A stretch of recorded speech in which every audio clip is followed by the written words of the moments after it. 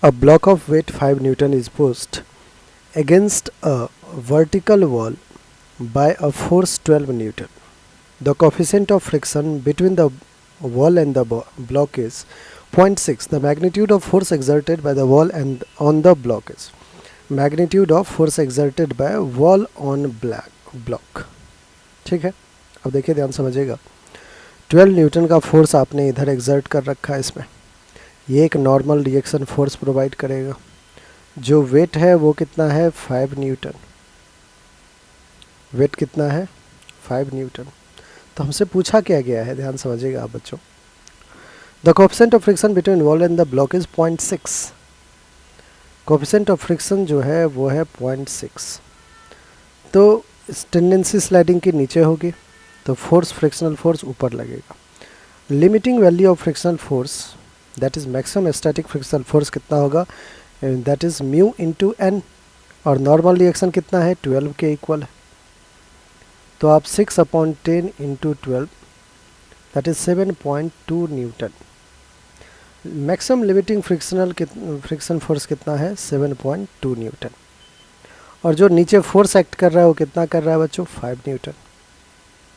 That means slide नहीं करेगा. ये ब्लॉक हमारा एज इट इज़ यहीं पे रेस्ट में रहेगा, इक्विलिब्रियम में रहेगा. अब आपसे क्या पूछा गया है, the magnitude of force exerted by a wall on the block is. Magnitude of force exerted by, अब कितना फोर्स एक्सर्ट कर रहा है तो आप कहोगे एक तो नॉर्मल रिएक्शन कर रहा है,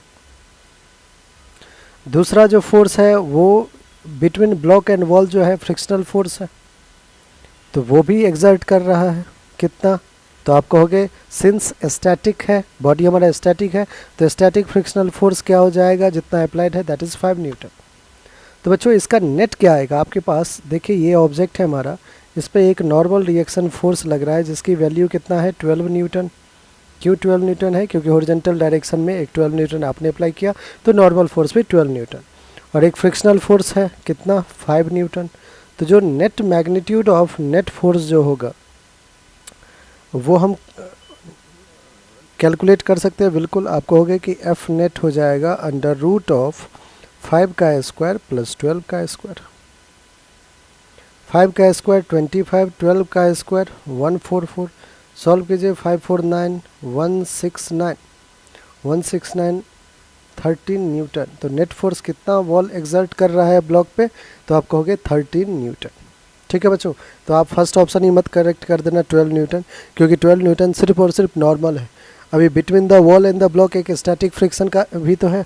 तो ये जो स्टैटिक फ्रिक्शन है और नॉर्मल रिएक्शन है दोनों का जो मैग्नीट्यूड है नेट फोर्स का वो आया 13 न्यूटन. डी हमारा बिल्कुल